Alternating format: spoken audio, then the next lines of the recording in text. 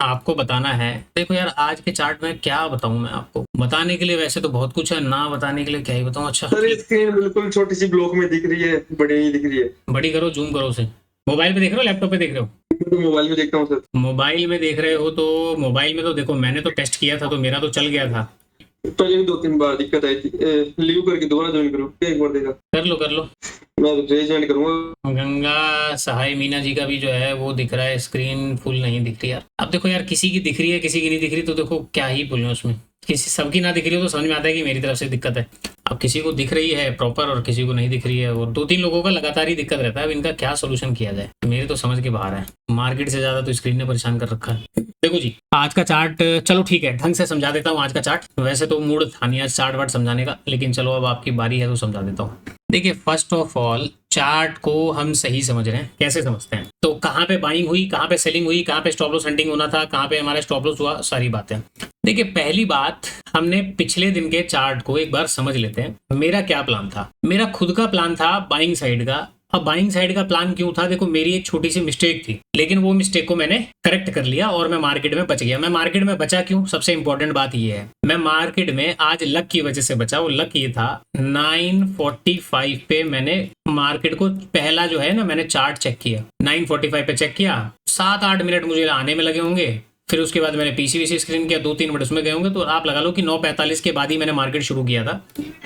Otherwise मैं morning में हो सकता था कि ट्रेड के अंदर ट्रैप हो जाता, क्योंकि जो बातें बाद में मैंने एनालाइज की थी तो उसमें मुझे कुछ चीजें करेक्ट हो गई कि मेरा व्यू जो था वो सेलिंग का था। लेकिन सेलिंग का अगर व्यू होता भी तो क्या मैं सेल करता या नहीं करता, वो इंपॉर्टेंट है। देखो, सबसे पहला पिछले दिन के चार्ट को समझो, और ये जो चार्ट मैं आपको बता रहा हूँ ना, इस चार्ट से रिलेटेड मैं कुछ एग्जांपल्स आपको मैं समझाऊंगा। और उस इंपॉर्टेंट ये है कि चार्ट की अंदर 2-3 बातें होंगी जो बहुत इंपॉर्टेंट होगी साइकोलॉजी के पॉइंट ऑफ व्यू से। उसको आप समझोगे ना तो आपको पूरा मार्केट क्लियर हो जाएगा। देखिए, मार्केट में एक सेलिंग हुई, हाजी हुई। मार्केट में एक बाइंग हुई, हाजी हुई। अब पहले तो इन दोनों चीजों को डिकोड करते हैं। जो सेल करके गए होंगे, मैं ये मान के चलता हूं 100% ये इस वाले मूव के बाद मार्केट से सेलर निकल चुके हैं, यानी कि यहाँ पे एसएल वगैरह सेलर के नहीं पड़े हैं। अब ये जो बाइंग हुई है उसके बाद, अब ये बाइंग हुई, देखो ये वाला चार्ट क्लियर हो गया। अब आपके पास कौन सा हो गया? ये बाइंग हुई, उसके बाद फिर से मार्केट में एक सेलिंग हुआ। ये 2 चार्ट आपको दिख रहे हैं। अब ये दोनों चार्ट में हम इन दोनों को समझ लेते हैं। ये जो बाइंग हुई, अगर इसमें रिटेल प्लेयर होते तो क्या होता, या फिर ये जो बाइंग है ये क्या ऑपरेटर की बाइंग है, तो वो हमको समझना पड़ेगा। सबसे पहले दोनों बातों को समझते हैं, उसके बाद हम इस मोमेंटम को समझेंगे। ये मोमेंटम क्लियर हो जाएगा। मार्केट बॉटम से उठ के ऊपर आया। ये हरकतें कौन करता है? मैंने आपको चार्ट में पीछे बताया कि जब भी ऑपरेटर की कोई पोजीशन होगी, वो पोजीशन आपको डिस्टेंस आपको दिखा देगी मार्केट में कि एक लंबा सा मार्केट ने अपना बाइंग का डिस्टेंस दिया। कैसे होती है? कोई लंबा मार्केट ट्रेवल करके गया एक अच्छे खासे फॉल के बाद, यानी कि मार्केट में हो सकता है ऑपरेटर बैठा हो। अभी इस मूव को भूल जाओ, अभी आप केवल सोचो कि आपके पास केवल ये वाला मूव है, यानी कि मार्केट में एक डिस्टेंस आया, ऑपरेटर बैठा है, बहुत फास्ट मोमेंटम आया, ऑपरेटर बैठा है। अब इन सब मोमेंटम में भी ना 2-3 बातें होती हैं। क्या ये जो मोमेंटम आया बायर को फंसाने के लिए आया? क्या ये जो मोमेंटम आया मार्केट में पीछे के सेलर को निकालने के लिए आया? क्या ये जो मोमेंटम आया मार्केट में प्रॉफिट बुकिंग आई? ये 3 बातें होती हैं। उसके बाद आपको ये चार्ट समझना पड़ेगा, तब जाके चीजें क्लियर होती हैं। तो मैं क्या मान के चलता हूँ, नीचे से ऑपरेटर बैठा हुआ, ये बात मैंने केवल मिस कर दिया था, अदरवाइज बाकी की सारी चीजें ठीक थी। ऑपरेटर क्यों बैठा है? अच्छा सर, रिटेल भी तो बैठ सकता है ना। मान लेते हैं रिटेल भी बैठा होगा, लेकिन रिटेल के बैठने की संभावना कितनी? उस संभावना को कैसे पता किया जाएगा? डेट के बेसिस पे। एक अच्छी गिरावट के बाद मार्केट में बाइंग साइड का एक मोमेंटम होता है। इस मोमेंटम में मान लेते हैं पहले रिटेल बैठा हुआ है और ऑपरेटर भी बैठा हुआ है, लेकिन अगर कोई रिटेल बैठा होगा तो इस वाले मोमेंटम में मार्केट से वो आउट हो चुका होगा, यानी कि मार्केट ने उसको जाते जाते निकाल दिया। और क्या ही करें यार, अब इनको तो स्क्रीन ही नहीं दिख रही। आपका तो स्क्रीन छोटा भी दिख रहा है तो चलो समझ में आ जाएगा, इनका तो स्क्रीन ही नहीं दिख रहा यार। ये जो है ना प्रॉब्लम, तो एक काम करता हूँ, रिकॉर्डिंग चलने देता हूँ। और अब आप लोग ना यहाँ पे, यानी कि जो एप्लीकेशन है, एप्लीकेशन से सारे लोग एग्जिट कर दो। मैं आप लोगों को ग्रुप में लिंक भेज रहा हूँ, उस लिंक से आ जाओ, क्योंकि यहाँ पे क्वेश्चन पूछोगे फिर उसमें क्वेश्चन पूछोगे तो डबल डबल बातें हो जाएंगी। तो आप लोग एग्जिट कर दीजिए और ग्रुप में जाइए। ग्रुप में आपको लिंक मिल रहा है, उससे ज्वाइन कर लीजिए फिलहाल, क्योंकि हम अब टॉपिक स्टार्ट करेंगे इंपॉर्टेंट, तो बीच बीच में फिर डिस्टर्बेंस ठीक ठाक नहीं है।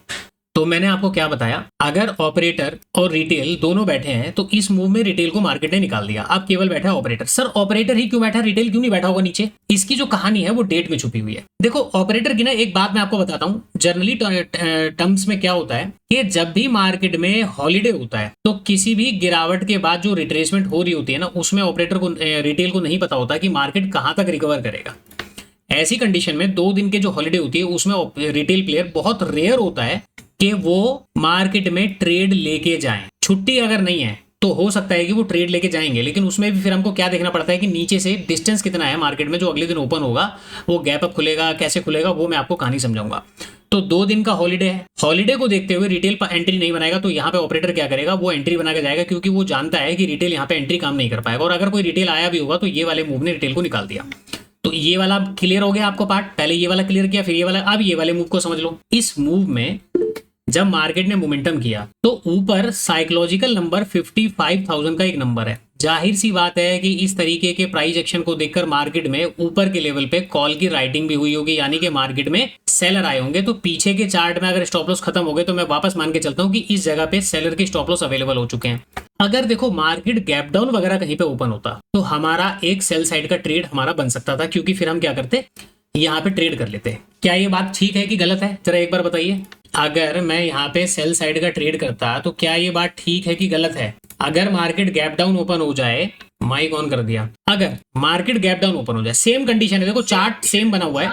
स्क्रीन नहीं दिख रहा सर, यार स्क्रीन नहीं किसी को भी नहीं दिख रही सर स्क्रीन। तो सर ऊपर में पे स्क्रीन नहीं अब दिख रही है, आ गई अब। यार ये पता है बड़ी समस्या है। ये पता है छोटी छोटी सी गलतियां जो है ना बेड़ा गलत कर देती हैं दिमाग। चलो अभी तक जो मैंने आपको बातें बताई उसमें मैंने ये बताया, एक मूव आया, बाइंग हुई, इस बाइंग में ये वाला मूव आप समझ गए। अब यहाँ पे समझिए कि सेम चार्ट बना हुआ है, मार्केट गैप डाउन खुल गया, तो गैप डाउन में हम इन बायर को टारगेट कर सकते हैं। ये बात बिल्कुल सही है कि गलत है? सही है सर, सही है सर। अभी मैंने थोड़ी देर पहले बोला बायर यहाँ पे 2 दिन की छुट्टी में रिटेल पार्टिसिपेंट एंट्री नहीं करेंगे, और अगर एंट्री करेंगे भी तो मार्केट में उनको निकाल दिया। और गैप डाउन अगर खुल गया तो मार्केट अपने आप को टारगेट करने के लिए आएगा कि मार्केट कॉल साइड में जाएगा। सर फिर कॉल साइड जाएगा।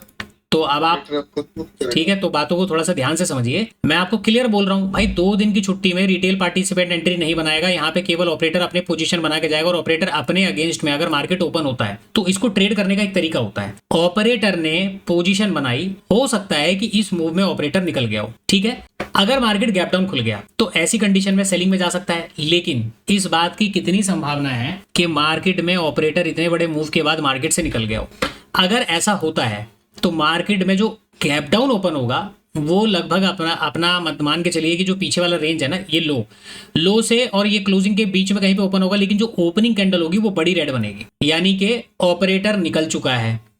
अगर मार्केट में ऑपरेटर बैठा और उसके बाद भी मार्केट ने यहाँ पे कहीं पे गैप डाउन ओपनिंग दिया और ये रिटेल पार्टिसिपेंट की एंट्री अगर यहाँ पे निकल चुकी है और पीछे रिटेल नहीं बैठा और फिर भी मार्केट गैप डाउन ओपन हो जाता है, तो ऐसे में हो सकता है कि दूसरा बड़ा ऑपरेटर मार्केट के अंदर आया हो, उसमें पहली कैंडल हो सकता है कि रिजेक्शन वाली बने, लेकिन अगली कैंडल रिकवर कर जाए। हो सकता है पहली कैंडल ऊपर बने, मार्केट वापस नीचे आने के बाद फिर क्या करेगा, अगर लो का ब्रेकडाउन हो जाता है तब आपको केवल सेल का ट्रेड करना है, क्योंकि यहाँ पे क्या हुआ, ये वाला ऑपरेटर खुद ट्रैप हो जाएगा। लेकिन यहाँ पे ऐसी कोई सिचुएशन नहीं बनी, तो क्या पता लग रहा है, रिटेल की एंट्री नहीं है, केवल ऑपरेटर बैठा हुआ है। 2 दिन के हॉलीडे के मारे रिटेल नहीं आए तो ऑपरेटर अपनी एंट्री बना के गया और इस वाले मोमेंटम में रिटेल को निकाल दिया और ऊपर से फिर से क्या हो गया, सेलिंग हो गई।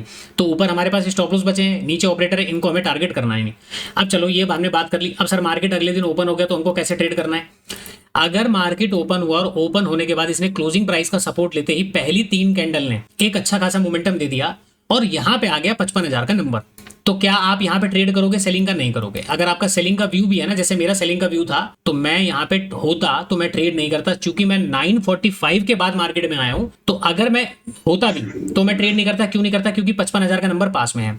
उसके बाद अगर मार्केट ने 55,000 का नंबर ब्रेकआउट किया और यहाँ पे रेड कैंडल बना रहा है तो इस जगह पे भी मैं सेल नहीं करूंगा, क्योंकि मुझे यहाँ पे सेल करने के लिए कंडीशन क्या चाहिए, इस टाइप का कोई जोन चाहिए, रेंज बनना चाहिए। और वो रेंज फिर क्या हो जाएगा, अगर मार्केट ने एक स्विंग दूसरा स्विंग बना के मार्केट ने अपना नीचे मोमेंटम कर दिया तब तो ठीक है, अदरवाइज फिर क्या करेगा, मार्केट ये रेंज बना लेगा कम से कम 1 घंटे का, 40 मिनट का, 45 मिनट का। उसके बाद मार्केट फिर क्या करेगा, रेंज का ब्रेकआउट करेगा, देन मैं जाके मार्केट में सेल करूंगा।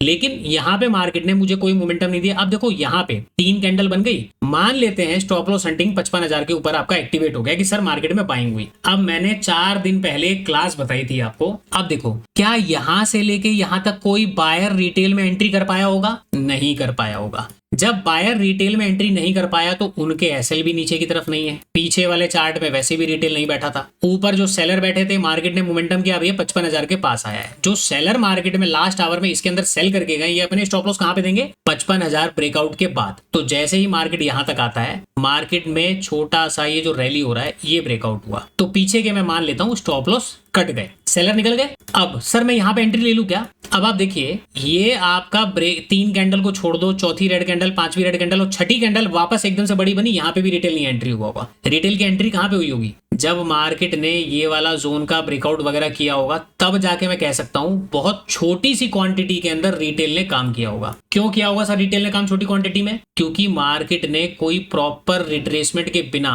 सीधा ऊपर चल रहा है और ऐसे में रिटेल पार्टिसिपेंट को बहुत फियर लगता है कि मैं एंट्री बनाऊं, ऐसा ना हो मार्केट नीचे आ जाए, क्योंकि अगर वो नीचे आएगा तो 55,000 के नीचे वो कहां तक जा सकता है मुझको नहीं पता। तो रिटेल क्या वेट कर रहे हैं? रिट्रेसमेंट का, और मार्केट बिना रिट्रेसमेंट के चल रहा है, तो ऐसे में आपको एसएल नहीं मिलने वाला, और अगर आप सेल करते हो तो मार्केट ऊपर कहां तक जा सकता है आपको नहीं पता। आज मैं आपको इस चार्ट के अंदर या आगे आने वाले चार्ट में मैं आपको यही टॉपिक बताऊंगा, और आज हम क्या करेंगे? बार प्ले का सहारा करेंगे, जहां पे मैं आपको चार्ट की कंडीशन के बेसिस पे मार्केट में एक एंट्री पॉइंट बताऊंगा। वो एंट्री पॉइंट मेरा जानबूझ के होगा जहां पे मेरा एसएल जाए, वो टारगेट के लिए नहीं होगा। मैं जानबूझ के ऐसे ट्रेड आइडेंटिफाई करूंगा जहां पे मार्केट एसएल जाए। फिर आप देखना मैं छोटे एसएल कब ले रहा हूं और बड़े एसएल कब ले रहा हूं, क्योंकि उसके पीछे का क्या रीजन है, वो यही केवल कंडीशन है कि यदि मार्केट में यहां तक कोई बायर आए ही नहीं है और मैं यहां पे अगर एंट्री कर भी लूं तो मार्केट कितना नीचे गिर सकता है आपको नहीं पता। रीजन की स्टॉप लॉस तो यहां पे पड़े ही नहीं है बायर के, और जब स्टॉप लॉस नहीं पड़े तो आप टारगेट करने के लिए किसको जाओगे? नहीं जाओगे। फिर क्या करना है? आपको रेंज बनने देना है कि भाई पहले बायर को कॉन्फिडेंट आने दो, उसके बाद हम रेंज में काम करेंगे। सर मार्केट ने यहाँ पे एक ब्रेकआउट किया, ब्रेकआउट के बाद वापस मार्केट नीचे आता है और फिर सर इसने छोटा सा मोमेंटम करके फिर वापस घूम गया। अब इसका क्या करें? तो अगर आपका कोई ट्रेड इस ब्रेकआउट पे बना है तो देखो स्टॉप लॉस हंटिंग अब आपका यहाँ पे फॉलो होता है। इसने आपको टारगेट कितना दिया ये इंपॉर्टेंट है, ठीक है? ये टारगेट कितना देके गया ये सबसे ज्यादा इंपॉर्टेंट है, क्योंकि देखिए अगर ये रिट्रेसमेंट ये मूव ऐसे ना होके ना, ऐसे होता है कि मार्केट ऐसे करके चल रहा है तो हमें आइडिया लग जाता है कि मार्केट अगर गिरेगा तो कहां तक गिरेगा, लेकिन ये डायरेक्ट मूव गया। तो ऐसे में जब हमको बायर के एसएल नहीं पता होते तो हमें नहीं पता कि मार्केट 55,000 के नीचे आएगा भी कि नहीं आएगा, ठीक है? तो ये आपको बात समझ में आनी चाहिए। दूसरा, मैंने जो ट्रेड किया था वो केवल इस बेस पे किया था, ये जो पैटर्न आपको दिख रहा है ना, ये जो पैटर्न बना है, केवल इस पैटर्न के बेस पर मैंने यहाँ पे ट्रेड बनाया था और मेरा टारगेट क्या था? 500 का। अच्छा, क्या इस पैटर्न के बेस पे यहाँ पे ट्रेड बनता है क्या कोई? मैं आपको पैटर्न ये वाला समझाऊंगा। ये पैटर्न के बेस पे यहाँ पे ट्रेड कैसे बनता है, कुछ आइडिया है इस पैटर्न के बारे में? सर यहाँ पर तो विदाउट पैटर्न भी ट्रेड कर सकते हैं ना। गोल्ड साइड के इतने अच्छे मूवमेंट में जो सेलर्स यहाँ पे बैठे हैं ऊपर, हम इनको टारगेट के लिए ऊपर जा सकते हैं सर, और मार्केट ऑलरेडी कंट्रोल ऊपर ही जा रहा है। हाँ ठीक है, हाँ बिल्कुल कर सकते हैं काम। एसएल हैंड के ऊपर भी कर सकते हैं ना आप शेख, क्यों बोले तो जो पहले के बायर्स है उन लोगों को तो निकाल दिया वहां पे नीचे आके वहां पे।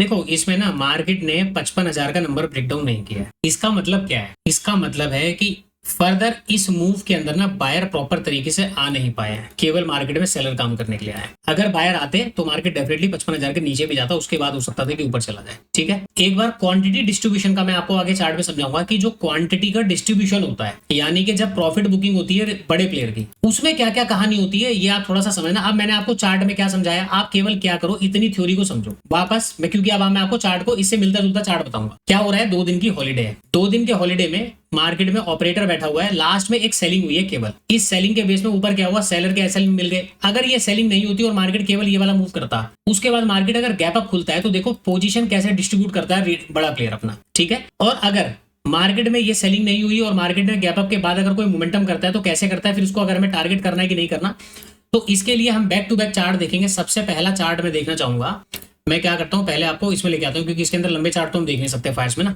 तो इसमें लंबे चार्ट देखने के लिए सबसे पहला काम बैंक निफ्टी के चार्ट में चलते हैं और मैं आपको लेके चलता हूं चार्ट में। अगर मैं लेके चलूं तो चलो जनवरी के अंदर चलते हैं। पहला चार्ट तो आपको जनवरी में मिल जाएगा 8 जनवरी को, ठीक है 8 जनवरी। अब देखो चार्ट की खाली साइकोलॉजी समझना, ठीक है 8 जनवरी ये रहा, मार्केट में क्या हुआ है, चार्ट को केवल समझो और फिर यहाँ पे कहानी को समझना। मार्केट में एक अच्छी खासी सेलिंग हुई, हाँ जी हुई। 8 तारीख का चार्ट है, 9 तारीख का चार्ट है, यानी कि बीच में कोई गैप नहीं है। तो यहाँ पे क्या हुआ, मार्केट में एक पोजीशन ऐसे करके बनाई गई। तो अभी हमने क्या बात किया था दोस्तों कि पीछे ऑपरेटर बैठा है कि रिटेल बैठा है, वो हमको कैसे पता लगेगा। मान लेते हैं अभी ये चार्ट यहाँ पे चला गया और आज ये 9 तारीख अभी ओपन नहीं हुआ, हम मान के चलते हैं सर यहाँ पे बैठा है ऑपरेटर, क्यों बैठा है, क्योंकि मार्केट ने एक अच्छा खासा डिस्टेंस दे दिया, ठीक है 50,000 का एक नंबर है। यहाँ पे ध्यान से देखो मार्केट में जो सेलिंग हुई है उसके अंदर स्ट्रेंथ देखो, आपको एक आइडिया लग गया कि स्ट्रेंथ क्या है। दूसरा, क्या अगर कोई ऑपरेटर यहाँ पे बैठा है तो उसने हो सकता है कि इस वाले रैली के अंदर प्रॉफिट बुकिंग कर लिया हो, मैं ये भी मान के चल रहा था ना पीछे। अब हमें कैसे पता लगेगा कि सर ऑपरेटर अगर बैठा है और रिटेल भी बैठा है, कैसे पता लगेगा, गैप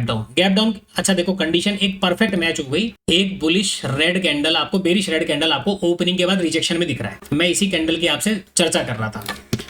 तो क्या दिख रहा है कि यहाँ पे जो ऑपरेटर बैठा हुआ था और रिटेल बैठा हुआ था, तो ऑपरेटर ने अपना माल यहाँ पे निकाल दिया, इस वजह से मार्केट ने गैप डाउन के बाद एक बड़ा रिजेक्शन कैंडल दिया। उसके बाद फिर से मार्केट थोड़ा बहुत रेंज बनाता है, रेंज बनाने के बाद वापस मार्केट नीचे की तरफ आता है। तो क्या हुआ, जो बायर रिटेल में यहाँ पे बैठे थे, रिटेल में क्यों बैठे थे, क्योंकि यहाँ पे कोई हॉलीडे नहीं है। 8 तारीख के बाद सीधा 9 तारीख है, यहाँ पे अगर हॉलीडे होता तो मैं मान लेता है कि रिटेल प्लेयर यहाँ पे नहीं बैठा होगा, ठीक है। तो क्या हो रहा है चार्ट में, रिटेल पार्टिसिपेंट बैठे थे, ऑपरेटर ने माल बेच दिया, मार्केट ने इनको टारगेट करता हूं नीचे की तरफ आया और नीचे जितने बायर थे उन सबको बायर को निकाल दिया, क्योंकि मार्केट का गैप डाउन था। एक तो आपने गैप डाउन का केस देखा।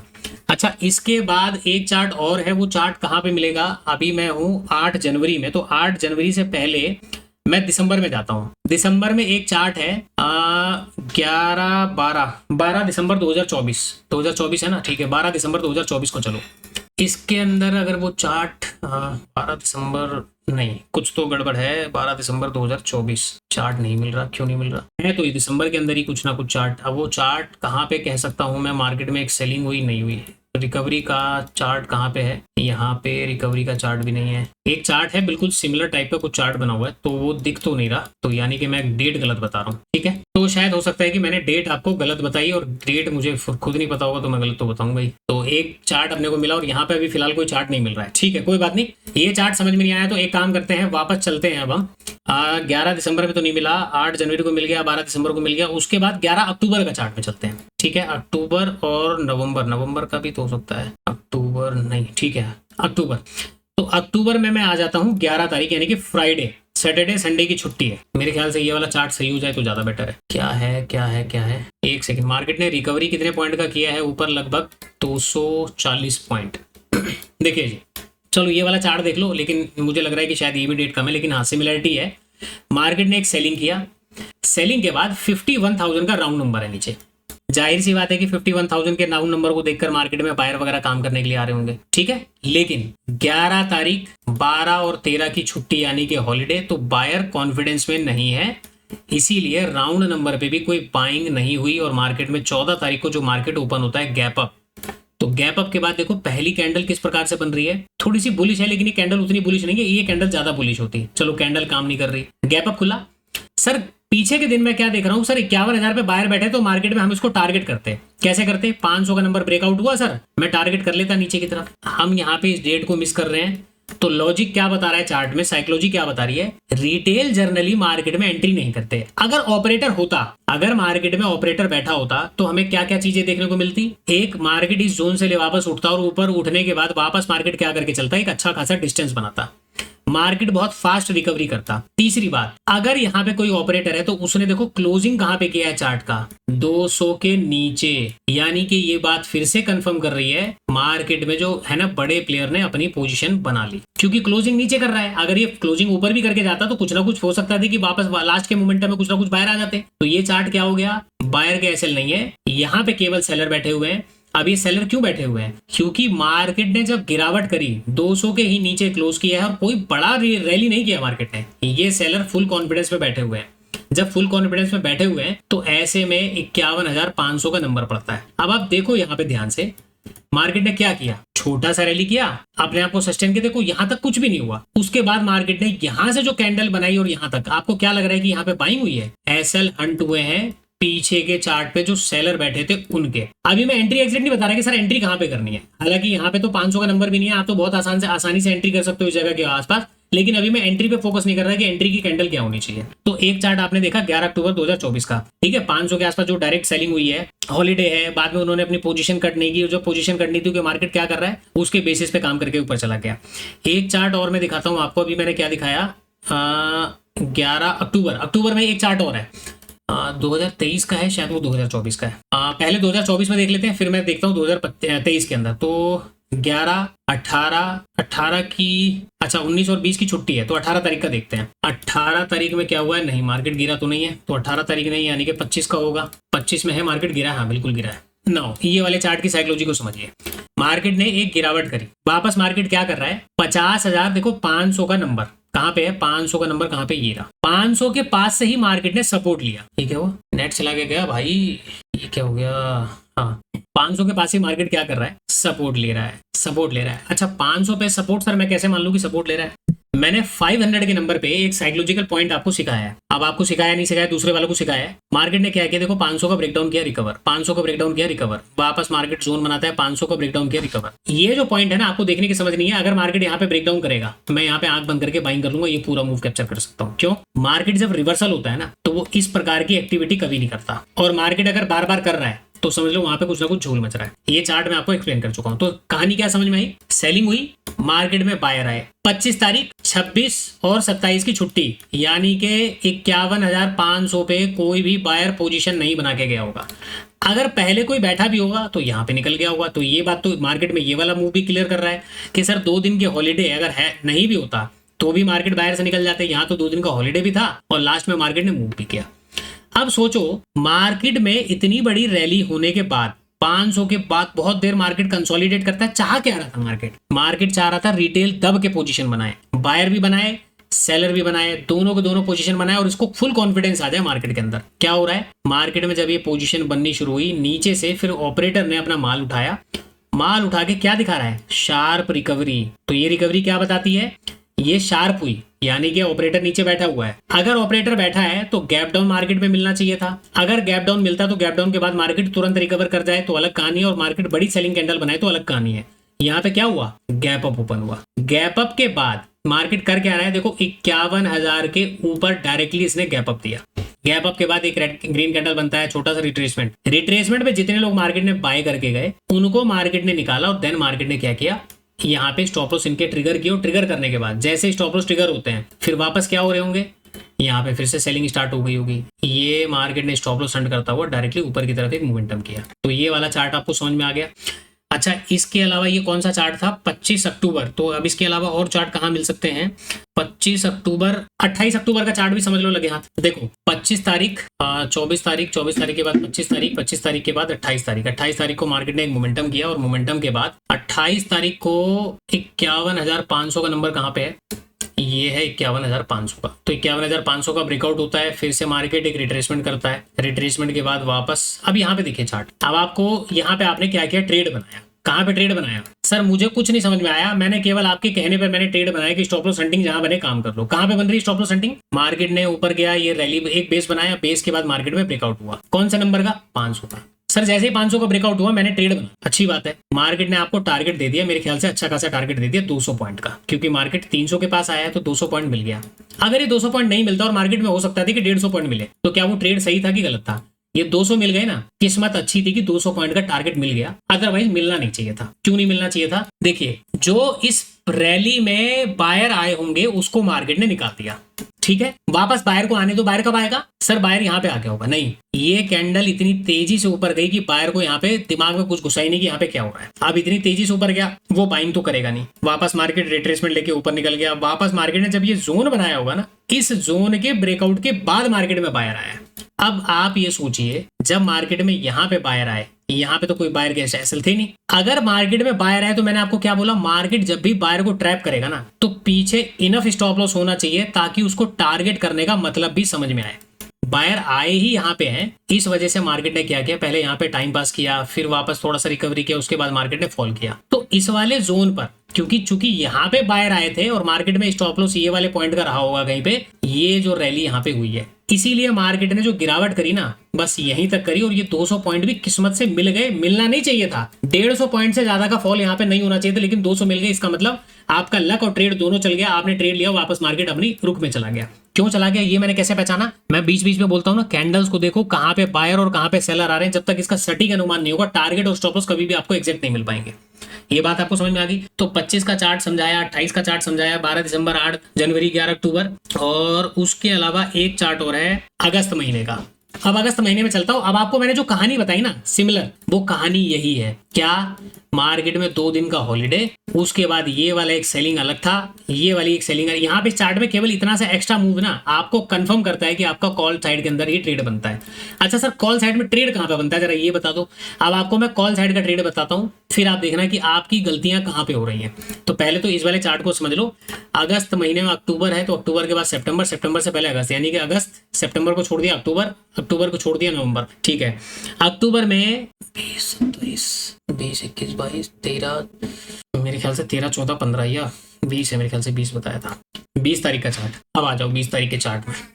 अब यहाँ पे कहानी आपको उल्टी समझ में आई। क्या समझ में आएगी? अब आप देखो, ताकि आप फंसो ना कल को ट्रेड के अंदर, तो आपको दूसरा सिनेरियो भी तो देखना पड़ेगा ना। 20 तारीख के चार्ट में क्या हुआ? बाइंग, उसके बाद मार्केट ने एक रिट्रेसमेंट किया, और रिट्रेसमेंट कहां से कर रहा है? 51,000 से डायरेक्ट मार्केट ने सेलिंग लिया, नीचे आया और क्लोज कहां पे कर रहा है? 800 के नीचे।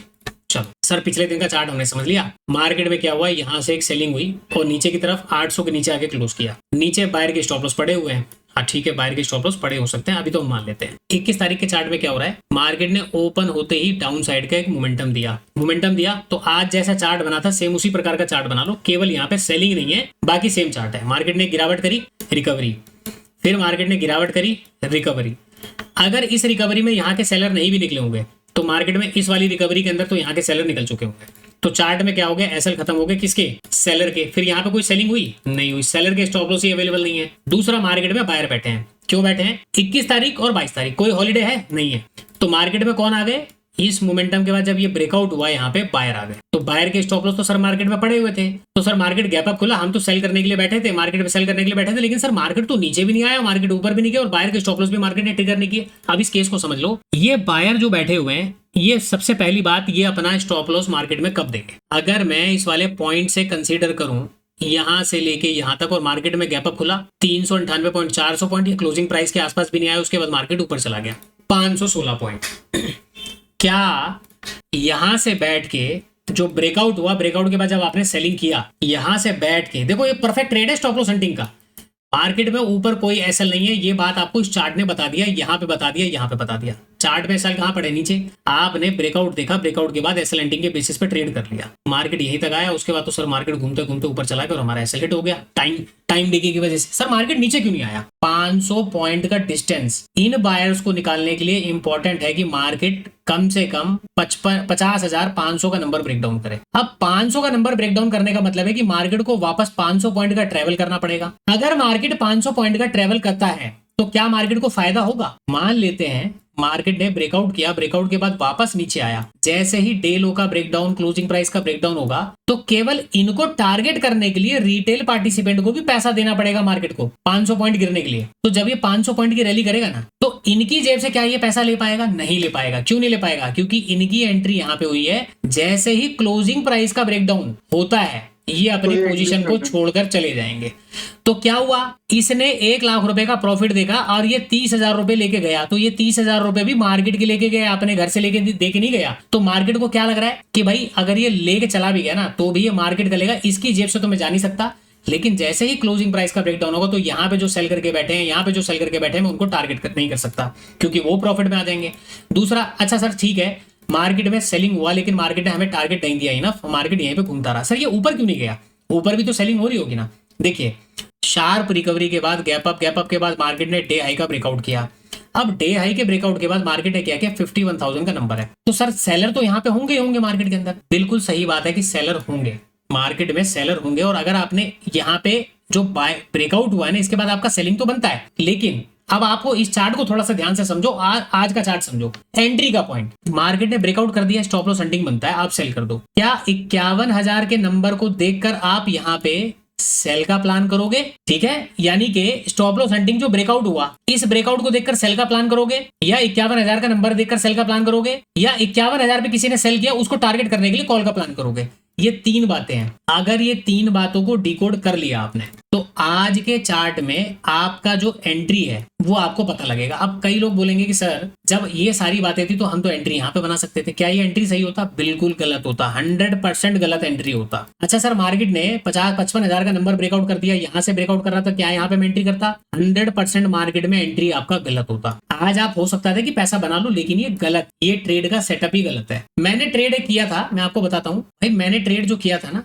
वो लगभग अब आपको पहले तो मैं ये चार्ट समझाऊंगा, बाद में बताऊंगा मैंने कहां पे किया था। 15 मिनट के टाइम फ्रेम पर आ जाओ। सिंपल सा थ्योरी है 15 मिनट के टाइम फ्रेम पर ट्रेड करने का, और वो ये था कि मैं अपने चार्ट के पैटर्न को ऑब्जर्व कर रहा था। ये जो पैटर्न है ना, इस पैटर्न में बहुत सारी बातें छुपी हुई हैं। तब जाके मैंने यहाँ पे एंट्री किया और मेरा टारगेट सीधा 500 का था। अच्छा पैटर्न क्या है, पैटर्न समझा देता हूँ, फिर मैं आपको पीछे के जो 3 चार्ट निकाले हैं वो मैं समझाऊंगा, ठीक है ना। अब हमारा यही टॉपिक चलने वाला है स्टॉप लॉस हंटिंग के ऊपर। स्टॉप लॉस लेते कैसे और एंट्री करते कैसे हैं। देखिए मार्केट ने एक मोमेंटम किया, ये जो पैटर्न बना हुआ है ये पैटर्न 4 तरीके से फॉर्म हो सकते हैं और इसके अंदर भी 4 केसेस होते हैं। तो मैं क्या करता हूँ, आपको कुछ इंपॉर्टेंट केसेस बताता हूँ। उससे पहले क्या करो ना, अब आपको मेरी बातों पे थोड़ा सा श्योरिटी आ जाए। देखो मैंने आप लोगों के लिए कुछ लर्निंग पॉइंट ऐड कर लेता हूँ ताकि जो मैं आगे पढ़ाऊंगा ना वो मैं मेरे पास एक मटेरियल पढ़ाऊँ। आप एक ये वीडियो देखो, इस वीडियो को देखो, फिर थोड़ा सा अपना दिमाग लगाओ। देखिए अगर आप यहाँ पे प्राइस एक्शन के पैटर्न को देखें तो यहाँ ये जब पैटर्न फॉर्म हो रहा था उस जगह पे मैंने इसको रिकॉर्ड किया है, और देखो पैटर्न को किस तरीके से, क्या आपने आज तक इस तरीके का पैटर्न कभी देखा है मार्केट के अंदर डिकोड करते हुए, या आपने कहीं पे चीजों को देखा है? नहीं देखा तो आप आज कुछ नया सीखोगे इस पैटर्न के बारे में। फिर मैं आपको पीछे के 2 चार्ट में क्लियर करता हूँ जो मैंने निकाले हैं। इस पूरे वीडियो को थोड़ा सा ध्यान से सुनो, ज्यादा नहीं, 7-8 मिनट की वीडियो है। क्या क्या चीजें दिख रही है, तो 340 का आपको रजिस्टर दिख रहा है, उसके ऊपर फिर एक साइकोलॉजिकल नंबर है। अब मैं यहाँ पे एक मान लेता हूँ कि मैंने कुछ एक ट्रेंड लाइन में इस तरीके से लेके आता हूँ, ठीक है। मैंने कुछ क्या किया है, एक तरीके से ट्रेंड लाइन को मैंने ड्रॉ कर लिया। उसके बाद नीचे से भी मार्केट ने एक ट्रेंड लाइन बनाता हुआ ऐसे करके आ, तो एक तो पैटर्न आपको ये दिख रहा है विजिबल पैटर्न, नीचे का 55,000 का नंबर है, ठीक है। इसको मैं हटा देता हूँ क्योंकि इसका भी हमारे यहाँ पे काम नहीं है। कोई नहीं आ रहा ना साउंड, तो साउंड नहीं आ रहा था क्या? म्यूट कर दिया। अच्छा मेरे को लगा यार मैं यहाँ से म्यूट कर देता हूँ, मुझे लगा पीसी का आ जाए। कोई बात नहीं, मैं माइक ऑन कर देता हूँ, पूरा म्यूट हो गया वो। कोई बात नहीं, सुन लो तो मैंने ड्रॉ कर दिया। उसके बाद नीचे से भी मार्केट ने एक ट्रेंड लाइन बनाता हुआ ऐसे करके, तो एक तो पैटर्न आपको ये दिख रहा है विजिबल पैटर्न, नीचे का 55,000 का नंबर है, ठीक है। इसको मैं हटा देता हूँ क्योंकि इसका भी हमारे यहाँ पे काम नहीं है। 100% की रैली होनी चाहिए। तो ब्रेकआउट कहाँ पे हुआ, यहाँ पे, तो मैं क्या करता हूँ ब्रेकआउट के पास रख देता हूँ, और ये है ब्रेकआउट वाली कैंडल, ठीक है। तो ये कैंडल बनते कहाँ से आ रही है, यहाँ से बनते हुए आ रही है। अब मैं इसका ऊपर से नीचे तक मैं एक मेजर कर लेता हूँ, तो मेरे पास क्या एरिया निकल के आ रहा है कि ये जो है एरिया, यानी कि यहाँ पे 50% का एरिया बनता है। मार्केट अभी 50% पे भी नहीं गया, उससे पहले मार्केट ने घूमना शुरू कर दिया। तो इसको 50% भी कवर कर सकता है, ये 100% भी कवर कर सकता है, लेकिन इसको हम कब अप्लाई करते हैं, जब आपको इस पैटर्न के बेस पर बाइंग साइड का ट्रेड करना हो, तो मेरे लिए ये ज्यादा सफिशिएंट है। ये पैटर्न कैसे कैसे काम कर सकता है, देखो हमारा ट्रेड गलत होता है सही होता है वो बात की बात है, लेकिन मैं भी आपको पैटर्न के बारे में बता रहा हूँ कि आपने यहाँ से लेके यहाँ तक एक टूल को मेजर किया, मेजर करने के बाद मार्केट क्या कर रहा है, एक ट्रेंड लाइन बनाता हुआ निकल रहा है। तो ये सपोर्ट कैसे लेता है, मार्केट ब्रेकआउट करेगा और मार्केट इस वाली ट्रेंड लाइन का सपोर्ट लेके वापस ऊपर चला जाएगा। एक कहानी तो ये होती है, मार्केट ने ब्रेकआउट किया, ब्रेकआउट करके वापस आएगा और इस वाली ट्रेंड लाइन का मार्केट क्या करेगा, सपोर्ट लेके ऊपर चलाएगा। दूसरी कहानी ये बनती है। तीसरी कहानी क्या बनती है, मार्केट वापस ऊपर जाके ऐसे ब्रेकडाउन करेगा और ब्रेकडाउन करके फिर मार्केट ऊपर घूम जाएगा। जब ये ऊपर घूमेगा तो तीसरे केस में जो टारगेट होते हैं वो सीधा 500 के होते हैं, ठीक है। 500 के आसपास आपको सीधा टारगेट देखने को मिलेगा अगर थर्ड केस यहाँ पे अप्लाई होता है। तो अभी तो मार्केट ने यहाँ तक आपने कहानी सुनी, अब आगे की कहानी मैं आपको समझाता हूँ। अब देखो मैं कैसे ऑब्जर्व कर पा रहा हूँ चार्ट के पैटर्न बनने से पहले कि मार्केट में किस किस तरीके के पैटर्न बनेंगे, क्योंकि मैंने एक पैटर्न पे ना कई तरीके से काम किया हुआ है। और इसमें मैंने क्या देखा हुआ है, जैसे मार्केट ने ट्रेंड लाइन का ब्रेकआउट किया तो मैंने आपको क्या बताया कि देखो मैं इस पैटर्न को तब मैं फाइन करता जब मुझे इसके ऊपर बाइंग करना होता। मेरा व्यू अभी यहाँ पे बाइंग का नहीं था, मार्केट वापस नीचे आता है इस वाले, अभी थोड़ा सा ट्रेंड लाइन मैंने शिफ्ट कर दिया था, हालांकि वो उस समय कुछ इस प्रकार से बन रहा था। क्या किया इसने, यहाँ पे ब्रेक डाउन कर दिया। ब्रेक डाउन करने के बाद ये वापस यहाँ से सपोर्ट ले रहा है नीचे वाली ट्रेंड लाइन से। तो क्वेश्चन अगला मेरा ये था उसके अंदर कि क्या यहाँ पे एक्चुअल में बाइंग आपकी बनती है। उसके लिए मैंने आगे बताया है सप्लाई और डिमांड, सपोर्ट और रेजिस्टेंस की प्रॉपर नॉलेज। अगर वो नॉलेज नहीं है तो आप कभी भी यहाँ पे सपोर्ट को आइडेंटिफाई नहीं कर सकते कि मार्केट सपोर्ट ले कौन सी कैंडल में रहा है। नहीं पता लगेगा। मार्केट ने क्या किया, धीरे धीरे यहाँ पे बेस बनाया। अब उसके लिए ना मैंने फाइनल कैसे किया वो भी मैं आपको दिखाता हूँ। पहले देखो पहला वाला केस देखिए, यहाँ पे सपोर्ट लेता हुआ आपको दिख रहा है कि ट्रेंड लाइन पे सपोर्ट ले रहा है। आगे मैं करता हूँ थोड़ा सा जो मैंने मेन मुद्दा बताया ना वो ये ऑब्जर्वेशन है कि मार्केट टाइम छोटी पड़ गई और मार्केट ये वाला पॉइंट देखो अपने आप को यहाँ से लेके आया और यहीं से कहीं से मार्केट वापस ऊपर चला गया। तो एक तो बात ये समझ में आ गई। अच्छा, उसके बाद जब ये वाली रैली जब कंप्लीट हुई तो जो मार्केट नीचे आया तो सेलिंग कमजोर पड़ गई। सेलिंग क्या हो गई, कम पड़ गई। यानी कि उसके बाद मार्केट यहाँ से क्या करता है, फिर से बाइंग में मोमेंटम दिखाता है। फिर से क्या हुआ, सेलिंग छोटी पड़ गई और लास्ट में मार्केट ने क्या किया, बाइंग साइड का जो रैली है वो इस वाली रैली से बड़ा कर दिया। मतलब क्या है सर इसका, ये जो दिखा रहा है आपको, यहाँ पे क्या होते हैं कि दो तरीके से काम किया जाता है। पहला तरीका तो ये है कि लास्ट में जो भी मूव जीतेगा, अगर हो सकता है कि मार्केट में ये बाइंग आई और ये सेलिंग आ जाती तो कौन सा मूव जीता, सेलिंग का मूव जीता। आप मार्केट में रीटेस्टिंग पे सेलिंग पे काम कर सकते हो। ये कंडीशन 1 में लागू होती है।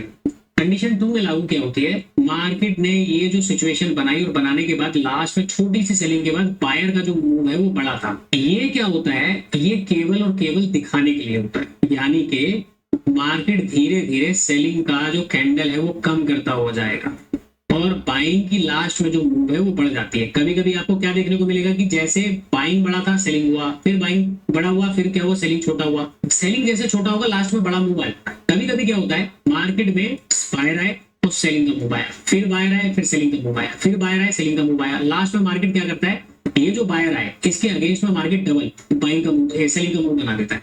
तो एक ही पैटर्न है। एक अब होता क्या है कि जब आप बाइंग के लिए, चलो ये फाइनल इसका रिजल्ट था। तो अब यहाँ पे मैं क्या बता रहा हूँ, जो ये बाइंग के अंदर जो देखो ये जो मोमेंटम हो रहा है ना, ये ऊपर नीचे जो चॉपी मार्केट जा रहा है, इसके बेसिस पे मैंने आइडिया लगाया कि देखो यहाँ पे केस कौन सा लागू हो रहा था। तो मुझे बाइंग तो यहाँ पे तो करनी नहीं थी। मार्केट में ऊपर ब्रेकआउट हुआ क्योंकि यहाँ पे तो मैं गलती से भी बाइंग नहीं कर सकता। स्टॉप लॉस हंटिंग के बेसिस पे भी मार्केट नीचे की तरफ आता है। अब यहाँ पे सपोर्ट समझने वाली बात होती है, वो सपोर्ट यहाँ पे लिया नहीं मार्केट ने कहीं पे भी। मार्केट ने फिर से यहाँ पे वही ट्रेंड लाइन का पैटर्न बनाना शुरू कर दिया इस तरीके से। अब क्या हुआ, ट्रेंड लाइन थोड़ी सी बड़ी बन गई, ऊपर बन गया। तो मैं आपको क्या बताता हूँ, मैक्सिमम कोई भी चार्ट अपने आप को 3 बार रिपीट कर सकता है, उसके बाद उसको स्ट्रक्चर चेंज करना पड़ेगा। मैक्सिमम 3 बार जाएगा। यहाँ पे 2 बार मार्केट ने कहानी बदल दी। जब ये ब्रेकडाउन हुआ, अब मैं यहाँ पे क्या लगा रहा हूँ, वो वाली थ्योरी कौन सी, बायर कहाँ पे बैठे होंगे। तो मुझको समझ में आ रहा है कि भाई देखो यहाँ तक तो बायर कोई बैठा ही नहीं है। इस ब्रेकआउट के बाद या इस वाली रैली के अंदर अगर कोई बैठा भी होगा तो मार्केट में क्या हो गया, यहाँ पे जो मोमेंटम हुआ उनको मार्केट ने निकालने के लिए सफिशिएंट मूव कर दिया। अब फर्दर मार्केट गिरेगा नहीं। मैंने उसके अंदर ये भी एक बात रिकॉर्ड करी है कि देखो ये मार्केट मेरा, हालांकि मेरा जो अनुमान था वो था कि 55,080 के आसपास तक मार्केट को आना चाहिए, लेकिन वो 100 के पास से ही मार्केट घूम गया। 80 के पास आना चाहिए था। ये मत बोलना सर ये तो 20 पॉइंट का डिस्टेंस है, नहीं, ये 20 पॉइंट भी नहीं होना चाहिए था। मार्केट को एग्जैक्ट 55,080 के पास आना चाहिए था, वो 20 पॉइंट भी नहीं जाना चाहिए था। लेकिन जैसे मार्केट यहाँ पे आया ना, मैंने तुरंत ट्रेड नहीं किया, मैंने वेट किया 15 मिनट के टाइम फ्रेम पर। और जैसे ही 15 मिनट के टाइम फ्रेम पर मुझे मेरी कैंडल दिख गई, मैंने ट्रेड करा। क्यों करा, क्योंकि 15 मिनट पे यहाँ पे एक मोमेंटम दिख रहा है, निफ्टी के चार्ट पे टॉप पे मोमेंटम दिख रहा है। ये सारी बातें प्रूव करती है कि मार्केट में मुझे यहाँ पे एंट्री बनानी है। अच्छा सर, अगर आप मॉर्निंग में होते तो कहाँ पे एंट्री बनाते, सिंपल, निफ्टी के चार्ट में चले जाओ। निफ्टी ने क्या किया, यहाँ पे सीपीआर लगा लो। सीपीआर का सपोर्ट है। मार्केट क्या कर रहा है, पहली बुलिश कैंडल बनी, पीछे का एक रेजिस्टेंस एरिया था, इसी रेजिस्टेंस एरिया से सेलर हो गए एक्टिव। जैसे ही सेलर एक्टिव हुए, सीपीआर के सपोर्ट पे जब ये कैंडल बनी, इस कैंडल पे एक बाइंग होती है, छोटा सा स्टॉप लॉस यहाँ पे होता और टारगेट फिर मार्केट में वन वे जो ऊपर की तरफ जाता, वो टारगेट आपको मिलते तकरीबन 244-250 के आसपास। मार्केट ऊपर गया, फिर से टाइम पास किया, वापस एक मार्केट ने 2 यहाँ पे बुलिश कैंडल बनाई, वापस मार्केट ऊपर निकल गया। तो अगर मैं मॉर्निंग में बाय करता, बैंक निफ्टी के चार्ट को देखते हुए, अगर मुझे मार्केट में सेलिंग करना भी होता तो मैं नहीं करता, क्योंकि वहां पे राउंड नंबर थे। और अगर बैंक निफ्टी में बाइंग करना होता, मैं इस कैंडल को देख के प्रॉपर मार्केट के अंदर बाइंग का मोमेंटम कैप्चर कर सकता था। तो ये थे एग्जैक्ट बाइंग के। आप देखो इंडिकेटर कितने हेल्प करते हैं। हर बार ना इंडिकेटर को लेके नहीं चलना है कि सर मैंने डेली इंडिकेटर प्लॉट कर दिया, कभी ईएमए लगा दिया, कभी कुछ लगा दिया। मेरे चार्ट पे सिंपल आपको ये इंडिकेटर दिखेंगे 2, जिसका मैं बहुत रेयरली यूज करता हूँ। कब करता हूँ, जब मुझे मेरा डायरेक्शन सेल साइड का है, मार्केट ने कुछ गतिविधि ऐसी कर दी जो मार्केट में लग रहा है कि सेलिंग नहीं मिलनी और मुझे वहां पे बाइंग करनी है। तो मुझे मल्टीपल चार्ट को एनालाइज करने के बाद मुझे कंफर्मेशन चाहिए, वो किसी इंडिकेटर के बेस पे। वो कंफर्मेशन जब मिलती है ना, तब मैं बाइंग करता हूँ। तो मुझे उस बाइंग में कभी डर नहीं लगता। हालांकि मैं 9:45 के बाद ही मार्केट में आया, इसीलिए मुझे ये सारा मूव छोड़ना पड़ा। और फिर फाइनल मैंने ये वाला ट्रेड कैप्चर किया। वहां पे कैप्चर करने के लिए क्या देखा, प्राइस एक्शन का स्ट्रक्चर। कैसे ये चार्ट पैटर्न बन सकते हैं उसके बेसिस पे, कि 3 तरीके के पैटर्न होते हैं, ये 3 तरीके के पैटर्न कैसे चार्ट में बनेंगे वो मैंने जिक्र किया हुआ है। ये बात क्लियर होगी, वापस चार्ट पे आ जाओ। मैंने आपको यहाँ पे 20 तारीख का 21 तारीख का सॉरी ये 20 तारीख का चार्ट है। आप 20 तारीख के चार्ट को ध्यान से रखना, ये 20 तारीख का चार्ट समझ में आएगा। अभी 20 तारीख के चार्ट में ये कहानी समझ में आई, फिर 21 तारीख को आ जाओ।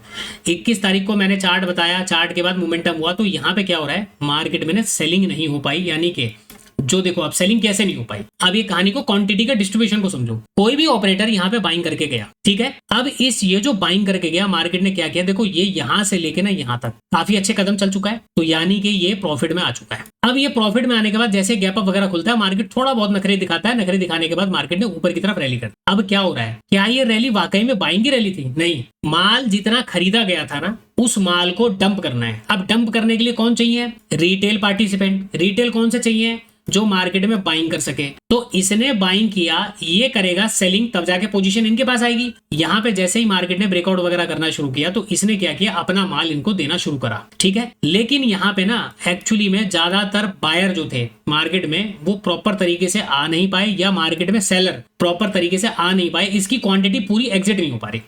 ये क्वांटिटी को लेकर ना परेशान है, इसीलिए क्या हो रहा है, मार्केट मूव नहीं कर रहा आगे पीछे कहीं पे भी, ये क्वांटिटी को लेकर बैठा हुआ है। उसके बाद 23 तारीख को भी क्या हुआ, 23 तारीख को भी मार्केट ने एक बड़ा सा शार्प फॉल दिखाने के बाद भी मार्केट एक रेंज में है। इसकी क्वांटिटी को मैनेज करने में 2 दिन का समय लगा। देखो ये जो थ्योरी है ना, ये बहुत रेयर थ्योरी है, इस थ्योरी पर आप ट्रेड नहीं कर सकते हो, लेकिन आपको ये पता होना चाहिए कि यहाँ पे ऐसी कुछ थ्योरी मार्केट में हो सकती है, आप ट्रेड नहीं कर सकते हो। 2 दिन लगाने के बाद तीसरे दिन फिर से मार्केट ने गैप अप दिया और गैप अप देके मोमेंटम यहाँ पे स्टार्ट कर दिया, और चौथे दिन से फिर क्या हुआ, कहानी बदल गई।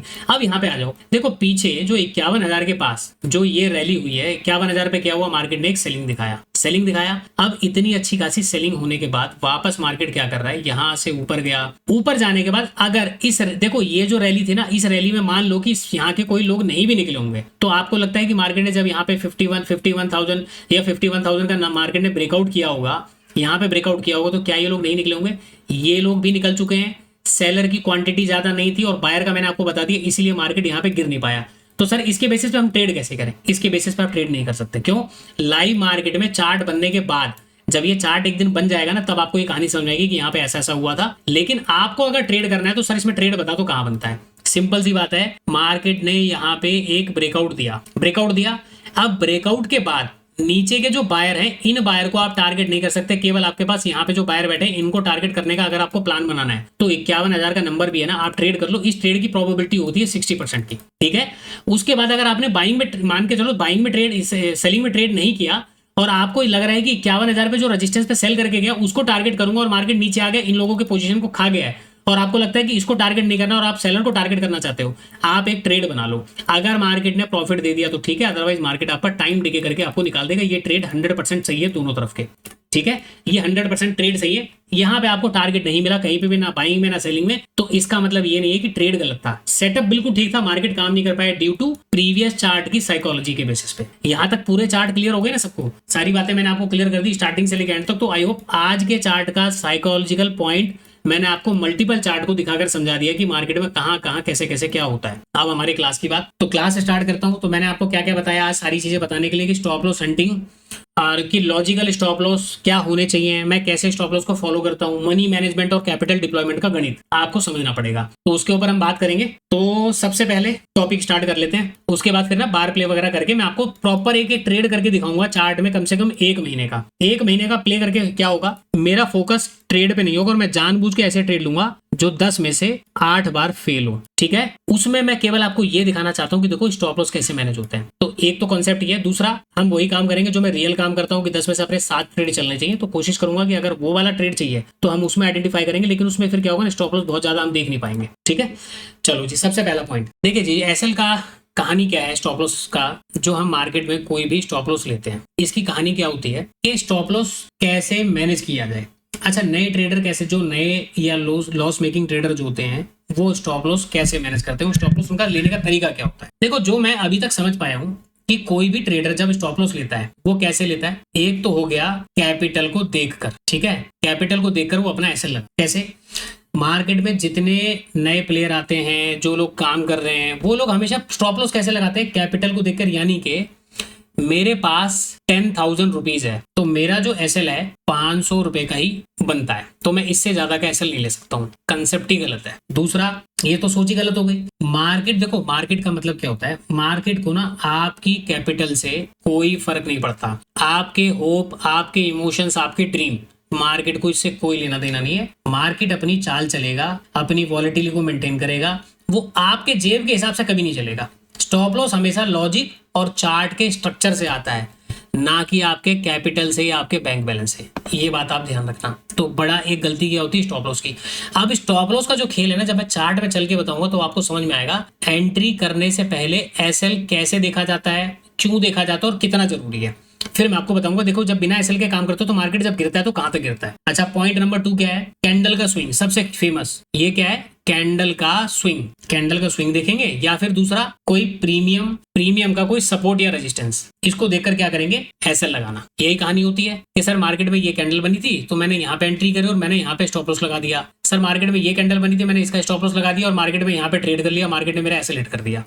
तो ये जो तरीका होता है, ये कुछ हद तक मैं बोल सकता हूं कि ये काम करता है। अगर एक्यूरेसी की बात करूं तो 80% टाइम ये आपका काम करेगा। कंडीशन क्या है इसको फॉलो करने का, कि आपके जो एसएल हैं वो टाइट नहीं होने चाहिए, या फिर जो आपके एसएल हैं वो आपकी जो एंट्री पॉइंट है ना, वो स्नाइपर एंट्री होनी चाहिए। यानी कि जहां से आपने ट्रेड लिया बस वहीं से वो दुम दबा के ना घूम जाए मार्केट, तो वो स्नाइपर एंट्री होती है। लेकिन स्नाइपर एंट्री हम महीने में कितनी बार करते हैं, पॉइंट यहाँ पे आगे घूम फिर के कितनी बार स्नाइपर एंट्री करोगे आप। तो 80% तो सही है, लेकिन उसके लिए इंपॉर्टेंट है कि टाइट एसएल नहीं। पता लगे आपने मार्केट में कोई ये स्ट्रक्चर बना, आपको यहाँ पे कोई हैमर कैंडल दिख गया, आपने यहाँ पे बाय किया, बोला कि चलो यही छोटा सा हमारा एसएल है। अब ये प्रीमियम के बेस पर जो एसएल है ना, वो पड़ रहा है 15 रुपए का, 15 रुपए का, 20 रुपए का। तो बैंक निफ्टी जैसे जो 54,000 का इंडेक्स है, उसके लिए प्रीमियम में 15 से 20 रुपए ट्रेवल करने के लिए ना कोई बहुत बड़ा रैली नहीं करना पड़ेगा। इसका लो नहीं भी टूटेगा तो भी जाके आपका जो है एसएल वो हिट कर देगा, समझ रहे हो, वो तो भी जाके आपका एसएल हिट कर देगा। तो ये क्या हो गया, टाइट एसएल हो गया। तो यहाँ पे क्या बनता है लॉजिक, अगर ये स्नाइपर एंट्री है और आपको पता है, देखो कैंडल का एसएल मैं कब लगाता हूं, मुझे अगर लगता है कि इस पॉइंट पर मैंने एंट्री लिया और मार्केट में यहां पे एसएल लगाऊंगा, तो मैं कब लगाऊंगा, जब मुझे दिखेगा कि अगर मार्केट ने इस स्विंग के नीचे निकला तो यहां से ये 150 पॉइंट और फॉल कर सकता है, ऐसे में मैं अपना स्विंग का एसएल लगाऊंगा। लेकिन अगर मुझे लगेगा कि मार्केट अगर यहां से नीचे जाएगा भी ना, 60-70 पॉइंट से नीचे ज्यादा नहीं जा सकता, तो उसके बाद मैं क्या करूंगा, अपना 80 से 90 पॉइंट का एसएल मान के चलूंगा कि चलो ये इंडेक्स का इतना रख लेते हैं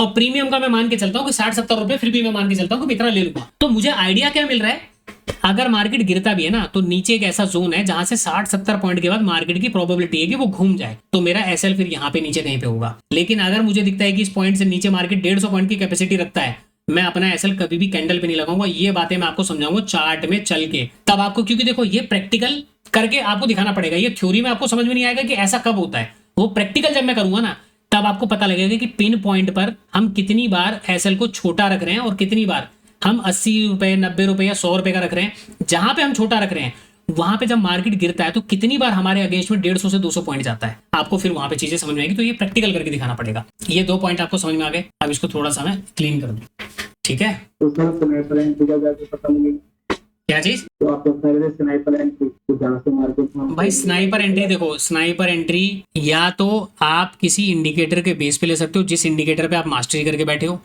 या फिर ये एक्सपीरियंस से आएगा। स्नाइपर एंट्री का कोई रूल नहीं होता, वो केवल और केवल कैंडल या खुद की प्रेडिक्शन के बेसिस पे होता है कि वो स्नाइपर एंट्री हमारी हो सकती है, ठीक है। तो इसका देखो कोई हार्ड एंड रूल नहीं होता, वो मार्केट के बिहेवियर और मार्केट की जब चीजों को समझते हो तब जाकर स्नाइपर एंट्री आपको समझ में आती है। तो क्या हो गया, पिछली कैंडल का लो, कोई छोटा सा स्विंग या प्रीमियम का कोई छोटा सा सपोर्ट देखकर हम स्टॉप लॉस लगा देते हैं। ये क्या होता है, इसका रिजल्ट क्या होता है, हल्का सा कोई रिट्रेसमेंट हुआ, स्टॉप लॉस हमारा खड़ाक से गायब। मार्केट फिर क्या करता है, वहीं से मूव करके वापस आपके डायरेक्शन में घूमना शुरू कर देता है। तो छोटे छोटे स्टॉप लॉस लगाने की जो आदत है आपको कभी भी प्रोफेशनल नहीं बनने देगी। वो छोटे स्टॉप लॉस कब होते हैं, जब आप स्कैल्पिंग कर रहे हो, तब आप छोटे स्टॉप लॉस लगाओ, कोई दिक्कत नहीं। वहां पे स्टॉप लॉस का मतलब ही नहीं होता कुछ, वहां पे तो फिर ये होता है कि बस एंट्री बन जाए, ट्रेड बन जाए और आपको 10-15 रुपए मिल गए तो आपका काम हो गया। तो जब आप स्कैल्पिंग कर रहे हो तो ठीक है, लेकिन आप टारगेटेड बेस पे काम कर रहे हो इंट्राडे के अंदर, तो वहां पे क्या होता है, काम नहीं चलता छोटे स्टॉप लॉस से। खासकर जब आप 1 से 2 ट्रेड करते हो तब वहां पे काम नहीं चलता। पॉइंट नंबर 3 क्या है, एंट्री के बाद लॉस कितना लेंगे, ठीक है। एंट्री के बाद लॉस कितना लेंगे, हम क्या करते हैं, ये जो पॉइंट है ना डिसाइड नहीं करते। एंट्री के बाद कितना लॉस आपको लेके जाना है ये पॉइंट अपने को पता नहीं। मैक्सिमम या देखो मिनिमम ना, 1:1 आपका होना चाहिए, 1:1.33 आपका होना चाहिए। इससे नीचे की बात ही नहीं बनती है। मैं तो आपको 40% के बेसिस पे भी मार्केट में प्रॉफिटेबल बना सकता हूँ, 40% की एक्यूरेसी में। अभी हम मनी मैनेजमेंट के बारे में जब पढ़ेंगे ना, तब आपको मैं मनी मैनेजमेंट बताऊंगा कि आपने आज तक क्या ऐसा मनी मैनेजमेंट की स्ट्रेटेजी समझी है। और जो भी बताऊंगा हाइपोथेटिकल केस और उसका प्रैक्टिकल और रियल केस मैं दोनों आपको समझाऊंगा, तो आप मनी मैनेजमेंट समझना कि क्या आपने कहीं पे ऐसी मनी मैनेजमेंट देखी है। Point number 4। तो पॉइंट 3 में क्या होता है, देखो जो लॉस मेकिंग ट्रेडर का, पहले तो ये समझ लेते हैं जो लॉस मेकिंग ट्रेडर का सबसे बड़ा इशू क्या है। इशू ये है कि उन्हें खुद नहीं पता कि ट्रेड में कितना लॉस लेना चाहिए। क्यों? क्योंकि जहां पे उन्होंने इंडेक्स में एंट्री करी, उस इंडेक्स के बेसिस पे उनको नहीं पता कि जब मार्केट यहां से यहां गिरेगा तो कितना लॉस जाएगा प्रीमियम का, आइडिया ही नहीं है। सर कभी लॉस 4000 का होता है, कभी 3000 का होता है, कभी सर 7000 का होता है, कभी 4000 रुपए का होता है। तो क्या करूं, आपको पता नहीं है। इसीलिए बोला जाता है स्टार्टिंग में आपको इन सब चीजों पर फॉलो करके रखना है। प्रॉफिट को डिसाइड नहीं भी किया ना, जाने दो जितना जा रहा है। लॉस हमेशा पता होना चाहिए कि कितना जाएगा। तो ये कहानी आपको समझ में आ रही है। यहाँ पे क्या होता है कि जो कैपिटल होता है ना, इनके लिए प्रॉब्लम क्या सबसे बड़ी बात होती है, कैपिटल डिप्लॉयमेंट का सही से जो गणित होता है वो उनको नहीं आता। उन्हें ये नहीं पता कि मार्केट में प्रॉफिट एक्सपेक्टेशन कितना रखना चाहिए। क्यों नहीं पता? क्योंकि कैपिटल जो डिप्लॉय किया उसका उनको मैथमेटिक नहीं पता कि क्या होता है। कभी छोटे छोटे स्टॉप लॉस लगा के क्या करेंगे, वो लगा भी देंगे तो डर जाते हैं।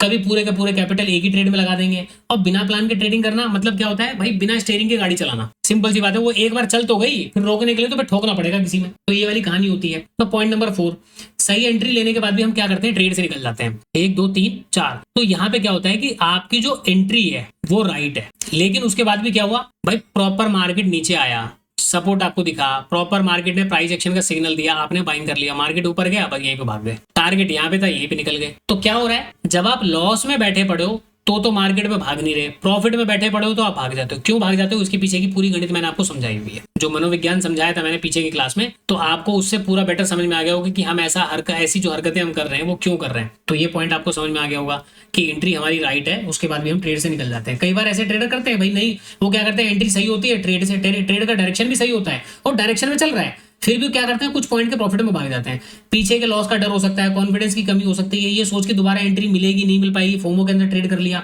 और इसका रिजल्ट क्या होता है, छोटे छोटे प्रॉफिट, बड़े बड़े लॉसेस, अकाउंट क्या हो गया, जीरो। फिर हम क्या करते हैं, कॉन्फिडेंस। भाई देखो, कॉन्फिडेंस तभी आएगा जब प्रोसेस पर भरोसा होगा, ना कि आपके लक पर। तो प्रोसेस पर भरोसा करने के लिए क्या चाहिए, जो मैंने आपको चार्ट का एग्जांपल बताया कि ऐसे चार्ट में क्या क्या कंडीशन हो सकती है कि मार्केट कहां पे क्या क्या बना सकता है, वो तीनों कंडीशन मेरे पास थी। जिस कंडीशन पर मेरा चार्ट बैठा, मैंने बाइंग कर लिया और आंख बंद करके वहां पे पैसा बना और क्या बोला, 500, सीधा 500 का नंबर। अब आप सोचो, 100 से बैठ के मैं 500 का नंबर मैं आपको बता रहा हूँ, 300 पॉइंट के लिए मैं बता रहा हूँ कि 300 पॉइंट मार्केट जाएगा। क्या मार्केट गया? नहीं। मुझे कैसे पता कि मार्केट 500 तक ही जाएगा, मार्केट 800 नहीं जाएगा? वो सब एक्सपीरियंस के बेसिस पे आता है। कुछ बातें हैं मार्केट में कि मार्केट अब यहां से चलेगा तो वो कहां तक जा सकता है, वो बातें आपको एक्सपीरियंस बताएगी। वो चार्ट का पैटर्न नहीं। देखो, कोई भी इंडिकेटर है, कोई भी पैटर्न ना आपको सिग्नल देता है केवल। कोई भी बंदा आपको एंट्री नहीं देगा, कोई भी आपको कॉन्फिडेंस पे ट्रेड नहीं बताएगा कि कहां चल रहा है, वो केवल सिग्नल देंगे। उस सिग्नल को हम कितना समझ पा रहे हैं, ये सबसे ज्यादा इंपॉर्टेंट है। तो पॉइंट नंबर 4 आपको मैंने बता दिया कि भैया ये ज्यादातर लोग हालात से परेशान होते हैं। नया ट्रेडर क्या करता है, अपनी जो पर्सनल कंडीशन है ना, वो अपनी हमेशा ज्यादातर क्या करता है, पर्सनल कंडीशन से परेशान रहता है। मार्केट की कंडीशन से उतना परेशान नहीं होता। उसका स्टॉप लॉस, उसकी जेब का डर उसके हिसाब से डिसाइड होता है। तो क्या करता है, मार्केट का स्ट्रक्चर नहीं पता, वॉलेटिलिटी नहीं पता, लॉजिक स्टॉप लॉस नहीं पता, तो हम ट्रेड में कहां तक विनिंग हो पाएंगे। इसलिए बोलता हूं, मनी मैनेजमेंट एक ऐसा बाइबिल है जो 100% मार्केट में काम करता है। यही एक चीज है जो 100% मार्केट में काम करती है। बाकी सब कुछ तुक्के पे चलता है, बाकी सब कुछ प्रोबेबिलिटी पे चलता है। ये 100% मार्केट में काम करता है, ये रियल ट्रूथ है। ठीक है, तो स्मॉल स्टॉप लॉसेस बार बार हिट होंगे, कॉन्फिडेंस डाउन होगा, ओवर ट्रेडिंग होगा, फिर क्या करोगे, फाइनल वही कैपिटल खत्म हमारा। छोटा स्टॉप लॉस बिना लॉजिक, जैसे मैंने आपको कैंडल का बताया, इस कैंडल का भी एसएल रखा जा सकता है और इस कैंडल के नीचे यानी कि इस पॉइंट से लेके इस पॉइंट तक 90 पॉइंट का डिस्टेंस है, यहाँ का भी ऐसा रखा जाता है। ये होता है किसके बेसिस पे, लॉजिक के बेसिस पे। जब तक आपको लॉजिक नहीं पता तब तक आप प्रॉपर एसएल मार्केट में प्लेस नहीं कर सकते। या फिर क्या होगा, सर प्राइस एक्शन सीख लिया, कैंडल बाय कैंडल से ट्रेड कर रहे हैं, तो मल्टीपल ट्रेड करते हुए चल रहे हैं छोटे एसएल के साथ, वो भी ठीक है। अगर आपके स्टॉप लॉसेस भी छोटे हैं ना तो भी ठीक है। आप चाहे 4 ट्रेड करो, चारों में आपने डर डर के स्टॉप लॉस लिया, भाई लॉस जब तक छोटा है रिकवर होने के चांसेस पूरे हैं। जिस दिन लॉस बड़ा हो गया उसी दिन आप उसको रिकवर करने के चक्कर में क्या करोगे, अपना पूरा महीना खराब कर लोगे। तो बेटर क्या है, छोटे लॉसेस हमेशा रिकवरेबल होते हैं क्योंकि छोटा स्टॉप लॉस रखेंगे, रिस्क कम होगा। और तो ये सब कहानी तो आपको पता ही है। तो आइडियल एंट्री, अब जैसे देखो यहाँ पे मेरा एक कंसेप्ट है। कंसेप्ट क्या है, मैं मान के चलता हूँ कि मेरी आइडियल एंट्री का मतलब क्या होता है, जैसा आज मैंने चार्ट पैटर्न में बनाया कि ये आइडियल है, ये सिचुएशन बनेगी तो मेरी एंट्री होगी, तो वो क्या हो गया आइडियल एंट्री। उसके बेसिस पे क्या होता है लॉजिकल एसएल,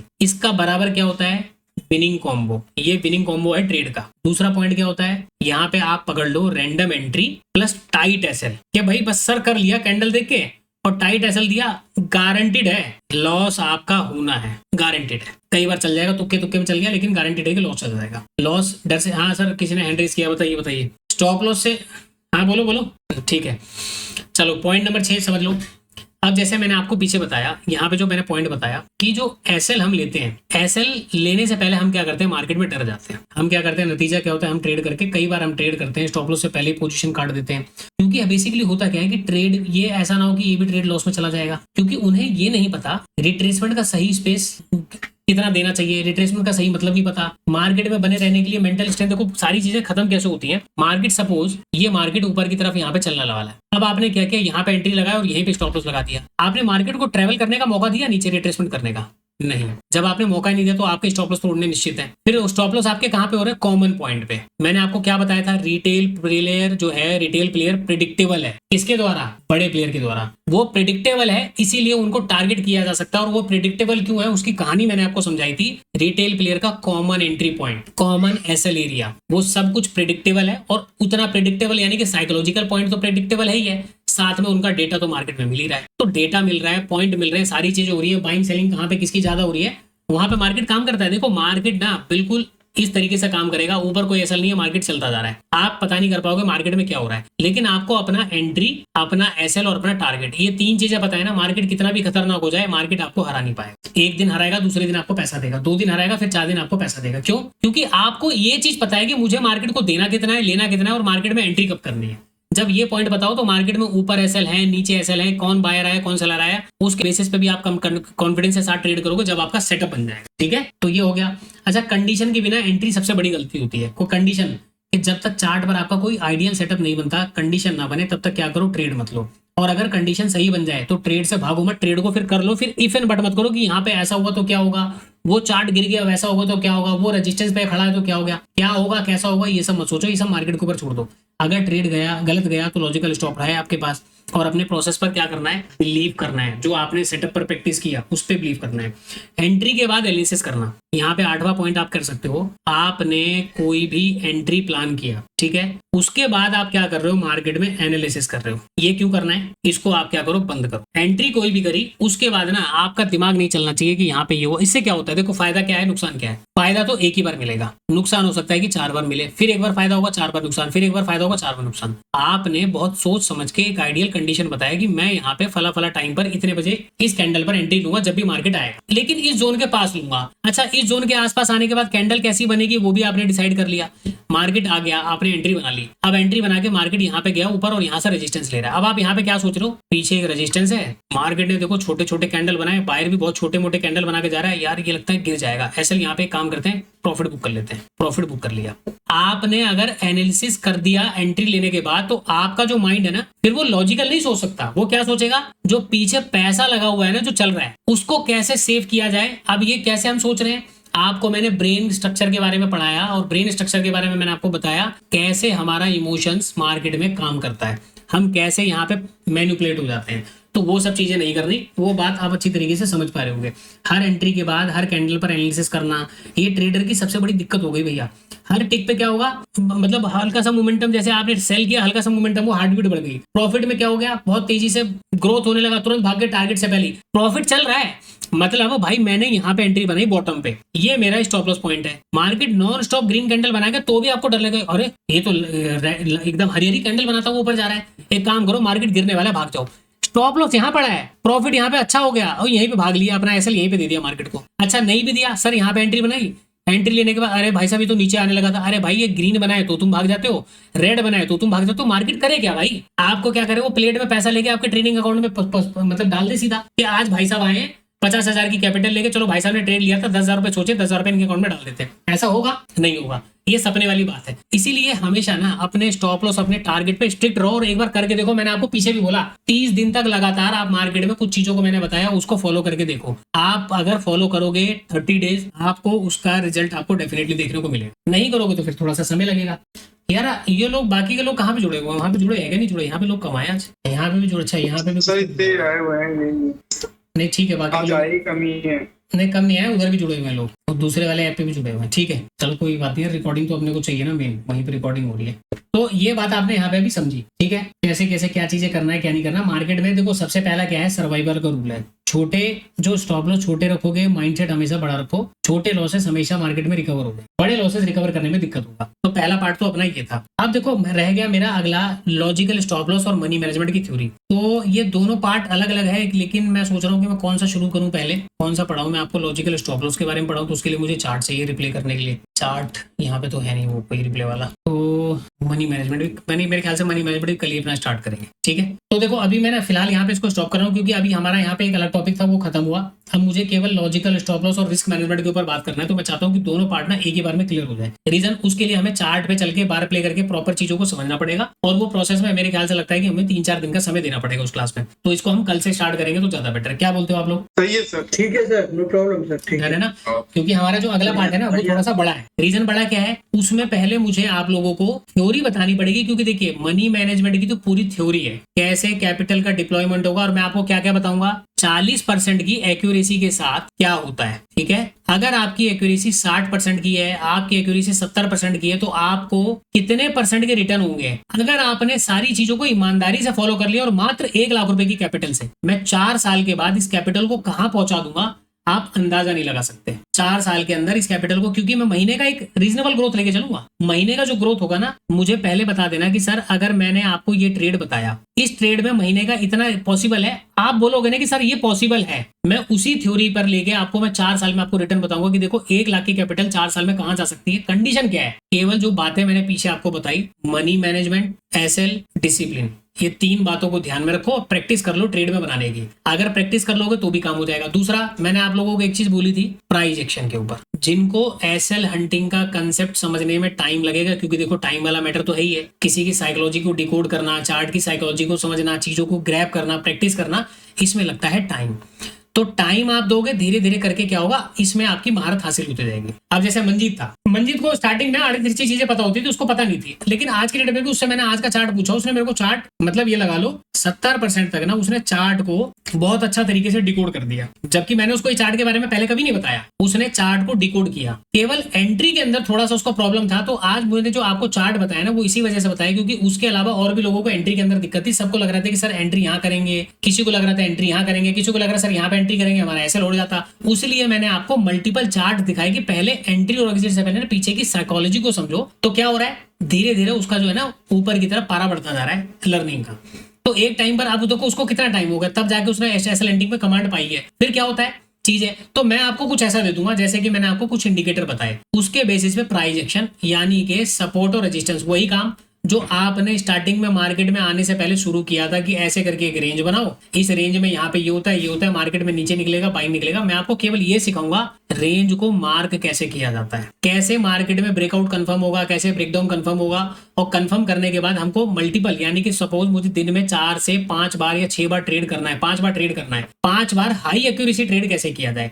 आप एक बार में 100 रुपए का प्रीमियम नहीं पकड़ पाते, कोई बात नहीं है, 40 रुपए का पकड़ोगे ना, एक बार में 40 रुपए का प्रीमियम कैसे पकड़ना है और मुझे ऐसे 5 ट्रेड करने हैं, फिर देखो कि आपको कैसे काम नहीं आता। तो मैं आपको स्टार्टिंग में क्या बताऊंगा, ये मैं एक सहारा दे दूंगा, इसके बेसिस पे, इंडिकेटर के बेसिस पे आप मार्केट में चलना शुरू करो। पहले चलना शुरू करो, मैं आपको दौड़ना सिखा दूंगा, मार्केट में दौड़ा कैसे जाता है, आपकी एक्यूरेसी ऐसी करवा दूंगा। कंडीशन क्या है ना, मैं जितनी बातें बोल रहा हूं मुझे पता है 100 में से कितने लोग फॉलो करने वाले, हर किसी की बस की नहीं है। ऐसा नहीं कि फॉलो कौन, देखो स्मोकिंग कौन नहीं छोड़ना चाहता आज की डेट में, अरे चेन स्मोकर से पूछो भाई परेशान है, यार बहुत परेशान हूं, छोड़ना तो चाहता हूं लेकिन छोड़ नहीं पाता, वो भी यही चाहता है। जो लॉस मेकिंग ट्रेडर है वो भी चाहता है, जो डिसिप्लिन में नहीं है, जिसको लगता है कि मैं नहीं कर पाऊंगा, वो भी चाहता है कि मैं अपनी चीजों को सुधार लूं। लेकिन क्या ये सुधार कर पाता है, क्या ये सुधार कर पाता है? नहीं। यहाँ पे विल पावर आपका काम आता है। विल पावर कैसे काम करता है, मैंने पूरा मनोविज्ञान आप लोगों को पढ़ाया। मैंने पूरा ब्रेन की स्ट्रेटेजी आपको समझाई कि ब्रेन कैसे काम करता है, वो सब उसके पार्ट है। अब आपके अंदर कितनी समझदारी है कितनी नहीं है वो सब चीजें देखिए कि कैसे आप समझोगे। मुझे पता है कि हर कोई नहीं समझ पाएगा, लेकिन जो समझेगा आने वाले समय में मैं बता देता हूँ कि एसएल का ना मुंह देखने के लिए तरसोगे पूरे दिन में कि एसएल होते कैसे हैं। एक बार में एसएल हो जाएगा, इंट्राडे में क्लोज होते होते मैक्सिमम चांसेस है कि आप ग्रीन में मार्केट क्लोज करके जाओ। लेकिन ये चीज चाहिए ना, तो इसके लिए चाहिए तपस्या। ऋषि मुनियों को ऐसे आशीर्वाद नहीं मिल जाते थे, ऐसे उनको ब्रह्म ज्ञान प्राप्त नहीं हो जाता था। तपस्या करते तो उनके लिए तपस्या और साधना थी कि आंख बंद करके जंगल में वैराग्य होके वैराग्य वाली जीवन जियो, उनको चीजें मिलती थी। एक ट्रेडर के लिए तपस्या क्या है? डिसिप्लिन में रहना। डिसिप्लिन को मैंने क्या बोला? डिसिप्लिन को अपना धर्म अपना रिलीजन बनाओ, यही सबसे बड़ा इंपॉर्टेंट है। तो डिसिप्लिन को जब अपना रिलीजन बनाओगे तो ईमानदारी से उस पर काम करना शुरू कीजिए। जब उस पर शुरू करेंगे तो डिसिप्लिन जैसे आप बनाओगे उसी के अंदर आपको पेशेंस डेवलप हो जाएगा। बार बार चार्ट ना देखने की आदत, दिन में 1 से 2 ट्रेड करने की आदत, एसएल और प्रॉफिट जो हो गया लेके जाने की आदत, एक दिन में सब कुछ करने की जो आदत है ना वो खत्म हो जाएगी। केवल इस पार्ट पे काम करोगे। अगला पार्ट आ गया मनी मैनेजमेंट का। मनी मैनेजमेंट और कैपिटल डिप्लॉयमेंट की गणित मैं आपको सिखा ही रहा हूँ, ये सीख लो। फिर देखो कि 40% की अगर आपकी एक्यूरेसी है तो मैं 40% से ना आपको मैं कितने दिन मार्केट में सर्वाइव करा सकता हूँ। अगर आपकी एक्यूरेसी 70% पहुंच गई बाबूजी तो आप लगाओ, आप सोच नहीं सकते कि 60% की एक्यूरेसी में भी ना आप 1 लाख की कैपिटल को कहां पहुंचा सकते हो। ये मैं आपको प्रैक्टिकल करके दिखाऊंगा। और उस गणित में अगर कोई मुझे बोल देना कि सर ये गणित गलत है, एक लॉट के हिसाब से मैं आपको बताऊंगा कि देखो क्या क्या चीजें हो सकती हैं, फिर मुझे बताना कि सर इसमें दम नहीं है। ठीक है, तो कल के क्लास में मिलेंगे मनी मैनेजमेंट और हमारा स्टॉप लॉस। तो सबसे पहले मैं आपको सिखाऊंगा कि मैं स्टॉप लॉस लेता कैसे हूँ, क्या तरीका होता है कि कब मैं कैंडल का विक कर लूंगा, कब मैं कभी स्विंग कर लूंगा और कब मैं मार्केट में फ्रीडम छोड़ दूंगा कि मेरे को 70-80 रुपए मार्केट में लेके जाने हैं, और कब ऐसा होगा कि प्रीमियम का 10 रुपए का भी एसएल में मार्केट को नहीं देता। Depend on chart. ये सारी कहानी चार्ट में होगी। तो चार्ट जब प्ले करके दिखाऊंगा ना तो मैं आपको दिखाऊंगा कि देखो यहाँ पे यदि मैंने इस कैंडल का स्टॉप लॉस लिया होता तो क्या होता, और यदि मैं यहाँ पे सोच के बैठा होता कि नीचे कोई सपोर्ट है, यहाँ पे स्टॉप लॉस ना लगा और यहाँ पे मार्केट सपोर्ट लगा, तो देखो मार्केट सपोर्ट के नीचे 200 पॉइंट कैसे गया और क्यों गया, विद द लॉजिक वो बताऊंगा। तो आपको क्या हो जाएगा, उससे 2 बातें सुधर जाएंगी। आपका एंट्री के बाद एग्जिट भी आपको पता लग जाएगी कि एग्जिट कब करना है, क्यों करना है। तो एग्जिट, एंट्री और आपका एक्सेल, ये 3 फंडामेंटल चीजों पे मैं ध्यान दूंगा। अब चाहे मुझे इस पे 7 दिन की क्लास लेनी पड़े, क्योंकि बार रिप्ले में करेंगे। अब एक एक कैंडल आपको समझाता हुआ चलूंगा, एक एक एंट्री पॉइंट समझाता हुआ चलूंगा, तो आपको सारी चीजें समझ में आएंगी। फिलहाल क्लास को यहाँ पे स्टॉप करते हैं। किसी को क्वेश्चन हो तो पूछ लें। भाई भी आपने मुझे बताया था एंट्री लिस्टिंग में जो बंदे थी तो वहाँ पर लोग कितना पता दो निफ्टी के साथ देखते हो। हाँ बैंक निफ्टी तो एंट्री ले सकते हो ना भाई जी वहाँ पर देखते हैं। हाँ भाई ले सकते थे वहाँ पे 20 EMA का भी सपोर्ट था ये जो है ना। यहाँ पे जो देखोगे 20 EMA का इसने बैंक निफ्टी ने एक सपोर्ट लेके ऊपर गया था। हालांकि ये बहुत दूर था तो यहाँ पे रिट्रेसमेंट भी पॉसिबल था, क्योंकि ये सपोर्ट लेके डायरेक्टली चला गया। छोटा कैंडल होता तब तो बात हो जाती क्लियर।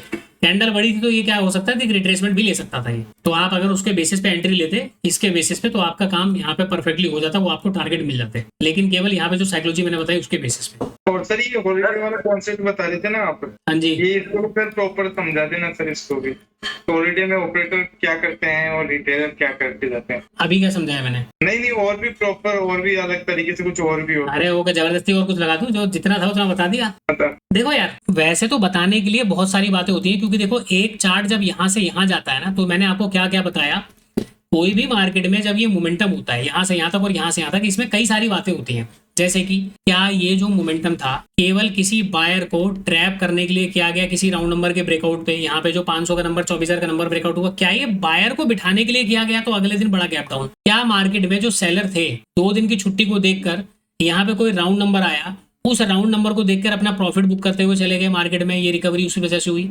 या फिर यहाँ पे मार्केट में कोई ऑपरेटर आया हुआ है, तो ये बातें यहाँ पे 3 बातें आती हैं। उसके अलावा फिर मार्केट ने यहाँ पे कोई मोमेंटम किया या मार्केट यहीं कहीं पे क्लोज हो गया। उसके बाद अगर मार्केट क्लोज हुआ तो क्या राउंड नंबर के ऊपर हुआ या राउंड नंबर के नीचे हुआ? फिर मार्केट में अगर कोई सेलिंग हुई है, इस सेलिंग में क्या हुआ? क्या मार्केट ने पीछे के लोगों को निकाला और लास्ट में जाके फिर से मार्केट ने कोई शार्प रिकवरी कर दी? तो क्या होता है ना, जैसा चार्ट बन रहा है हर चार्ट में 3 कंडीशन जुड़ते जाती है, 3 कंडीशन हर चार्ट में जुड़ते जाएगी। तो ये जो चार्ट गया ना 1, ये 2, यानी कि अगर मैं इस चार्ट को एक्सप्लेन करूं तो 6 कंडीशन बन गई। फिर इसमें कोई लास्ट में रिकवरी आ गई, 3 कंडीशन इसमें जोड़ दो। अगर इसमें ये कंडीशन नहीं है, केवल यहाँ पे मार्केट क्लोज कर गया, तो क्या हो गया? केवल 6 कंडीशन इस चार्ट में रह गई।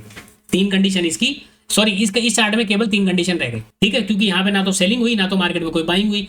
तो क्या हो रहा है, जैसे जैसे चार्ट बन रहा है वहां पे कंडीशन जुड़ेगी।